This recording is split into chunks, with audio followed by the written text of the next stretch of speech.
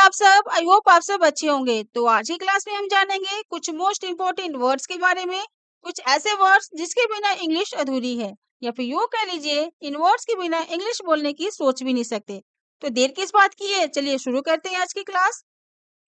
सबसे पहले है ईज, जिसका मतलब होता है। ईज जिसका मतलब होता है। ईज का यूज किसी एक व्यक्ति, चीज के लिए या फिर है बताने के लिए होता है। इज के यूज के लिए एक सिंपल सा आपको रूल याद रखना है। इज का यूज ही, शी, इट की एक नेम और सिंगुलर सब्जेक्ट के साथ होता है। चलिए इसे एग्जांपल से समझते हैं। वह खुश है, ही इज हैप्पी। वह खुश है, ही इज हैप्पी। यह मेरा घर है, दिस इज माई हाउस।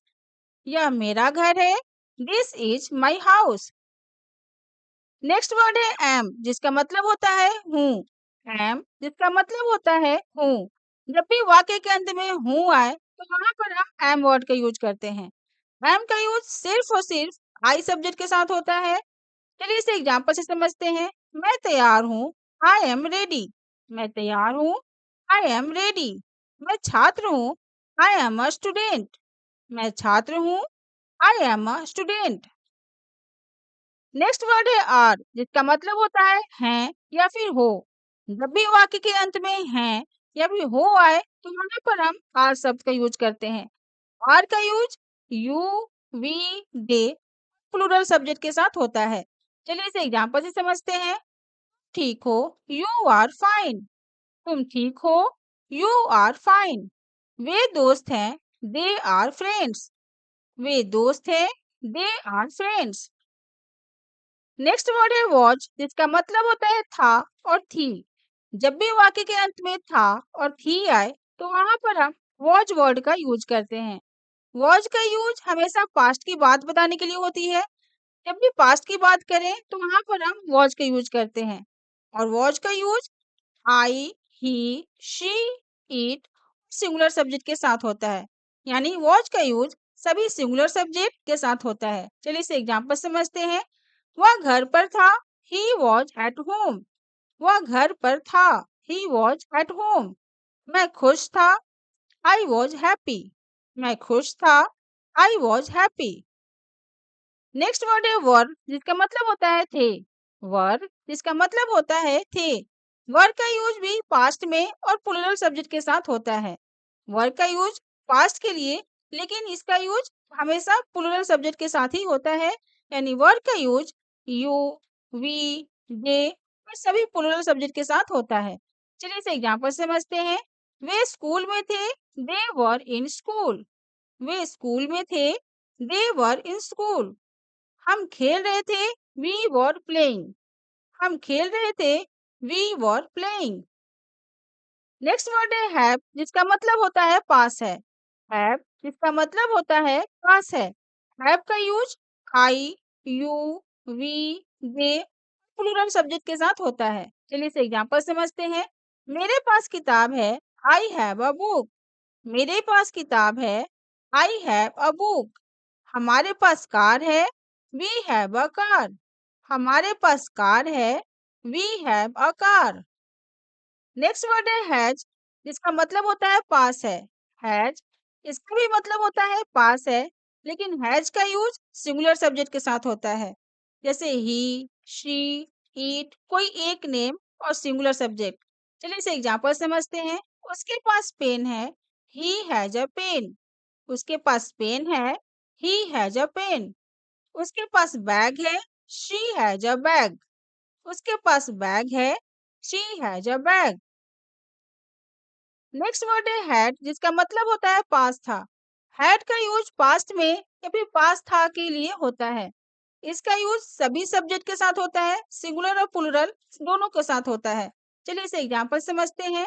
मेरे पास पैसा था, आई हैड मनी। मेरे पास पैसा था, आई हैड मनी। उसके पास कुत्ता था, ही हैड अ डॉग। उसके पास कुत्ता था, he had a dog. Next word है डू, जिसका मतलब होता है करना। डू जिसका मतलब होता है करना। डू का यूज हमेशा प्रेजेंट के लिए होता है। और डू का यूज आई, वी, यू, दे और प्लूरल सब्जेक्ट के साथ होता है। चलिए इसे एग्जांपल समझते हैं। क्या तुम पढ़ते हो? Do you study? क्या तुम पढ़ते हो? Do you study? मैं अपना काम करता हूँ। I do my work. मैं अपना काम करता हूँ। I do my work. Next word है डज, जिसका मतलब होता है करता है। डज जिसका मतलब होता है करता है। डज का यूज सिंगुलर सब्जेक्ट के साथ होता है, यानी ही, शी, इट, कोई एक नेम या फिर सिंगुलर सब्जेक्ट। चलिए इसे एग्जांपल समझते हैं। वह काम करता है। He does work. वह काम करता है। He does work. क्या वह खेलता है? Does he play? क्या वह खेलता है? Does he play? Next word है डीड, जिसका मतलब होता है किया या फिर किया था। डीड का यूज पास्ट टेंस के लिए होता है, और डीड का यूज और सब्जेक्ट यानी I, we, you, they, he, she, it, यानी सिंगुलर और प्लूरल दोनों के साथ होता है। चलिए इसे एग्जांपल समझते हैं। क्या तुम गए थे? Did you go? क्या तुम गए थे? Did you go? उसने काम किया। He did the work. उसने काम किया। He did the work. Next word है विल, जिसका मतलब होता है करूंगा या फिर करेगा। जब भी वाक्य के अंत में करूंगा या करेगा आए तो वहां पर हम विल का यूज करते हैं। विल का यूज फ्यूचर की बात बताने के लिए यानी फ्यूचर टेंस के लिए होता है। विल का यूज भी और सब्जेक्ट के साथ होता है, सिंगुलर या प्लूरल दोनों के साथ होता है। चलिए इसे एग्जांपल समझते हैं। मैं आऊंगा। I will come. मैं आऊंगा। I will come. वह जीतेगा। He will win. वह जीतेगा। He will win. Next word है कैन, जिसका मतलब होता है सकता है। कैन जिसका मतलब होता है सकता है। कैन का यूज और सब्जेक्ट यानी सिंगुलर और प्लूरल बोथ के साथ होता है। कैन का यूज एबिलिटी बताने के लिए होता है। चलिए इसे एग्जांपल समझते हैं। मैं तैर सकता हूँ। I can swim. मैं तैर सकता हूँ। I can swim. वह गा सकता है। He can sing. वह गा सकता है। He can sing. Next word है कुड, जिसका मतलब होता है सकता था। कुड जिसका मतलब होता है सकता था। कुड का यूज पास्ट एबिलिटी या फिर पोलाइट रिक्वेस्ट के लिए होता है। कुड का यूज भी और सब्जेक्ट यानी सिंगुलर और प्लूरल बोथ के साथ होता है। चलिए इसे एग्जांपल समझते हैं। मैं दौड़ सकता था। I could run. मैं दौड़ सकता था। I could run. क्या आप मदद कर सकते हैं? Could you help me? क्या आप मदद कर सकते हैं? Could you help me?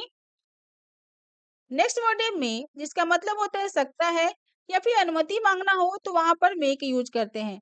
यानी मे का यूज परमिशन, पॉसिबिलिटी बताने के लिए होता है। मे का यूज भी और सब्जेक्ट के साथ होता है, सिंगुलर और प्लूरल बोथ के साथ होता है। चलिए इसे एग्जांपल समझते हैं। क्या मैं अंदर आ सकता हूँ? मे आई कम इन। क्या मैं अंदर आ सकता हूँ? मे आई कम इन। वह आ सकता है। ही मे कम। वह आ सकता है। ही मे कम। इस सेंटेंस में देखिए अनुमति मांगा जा रहा है, परमिशन मांगा जा रहा है, और यहाँ पर पॉसिबिलिटी बताया जा रहा है कि वह आ सकता है। ही मे कम। नेक्स्ट वर्ड है माइट, जिसका मतलब होता है शायद। माइट जिसका मतलब होता है शायद। माइट का यूज भी और सब्जेक्ट सिंगुलर प्लूरल दोनों के साथ होता है। माइट का यूज कम संभावना बताने के लिए किया जाता है। चलिए इसे एग्जांपल समझते हैं। वह आ सकता है। He might come. वह आ सकता है। ही माइट कम, यानी उसके आने की पॉसिबिलिटी बहुत कम है, इसलिए यहाँ पर माइट का यूज हुआ है। बारिश हो सकती है। It might rain. बारिश हो सकती है। It might rain. Next word है मस्ट, जिसका मतलब होता है जरूरी है। मस्ट जिसका मतलब होता है जरूरी है। मस्ट का यूज और सब्जेक्ट यानी सिंगुलर और प्लूरल दोनों के साथ होता है। मस्ट का यूज स्ट्रॉन्ग नेसेसिटी बताने के लिए होता है, यानी कोई भी काम बहुत जरूरी है तो वहां पर हम मस्ट का यूज करते हैं। चलिए इसे एग्जांपल समझते हैं। तुम्हें पढ़ना चाहिए। You must study. तुम्हें पढ़ना चाहिए। You must study. उसे सच बोलना चाहिए। He must tell the truth. उसे सच बोलना चाहिए। He must tell the truth. Next word है शुड, जिसका मतलब होता है चाहिए। शुड जिसका मतलब होता है चाहिए। शुड का यूज एडवाइस देने के लिए होता है, और इसका यूज और सब्जेक्ट यानी सिंगुलर और प्लूरल बोथ के साथ होता है। चलिए इसे एग्जांपल समझते हैं। तुम्हें मेहनत करनी चाहिए। You should work hard. तुम्हें मेहनत करनी चाहिए। You should work hard. हमें समय पर आना चाहिए। We should come on time. हमें समय पर आना चाहिए। We should come on time. Next word है वुड, जिसका मतलब होता है करता या फिर करेंगे। वुड जिसका मतलब होता है करता या फिर करेंगे। वुड का यूज पोलाइट या इमेजिनरी सिचुएशन बताने के लिए करते हैं। इसका यूज ऑल सब्जेक्ट के साथ होता है, सिंगुलर और प्लूरल बोथ के साथ होता है। चलिए इसे एग्जांपल समझते हैं। मैं मदद करता, आई वुड हेल्प। मैं मदद करता, आई वुड हेल्प। क्या आप चाय लेंगे? Would you take tea? क्या आप चाय लेंगे? Would you take tea? तो friends that's all for today. ऐसे ही प्रैक्टिस करते रहिए और एटलीस्ट इंग्लिश बोलना शुरू कीजिए। वीडियो पसंद आया हो तो लाइक शेयर और सब्सक्राइब करना ना भूलें। मिलते हैं नेक्स्ट वीडियो में। Till then keep learning, keep supporting. Thanks for watching.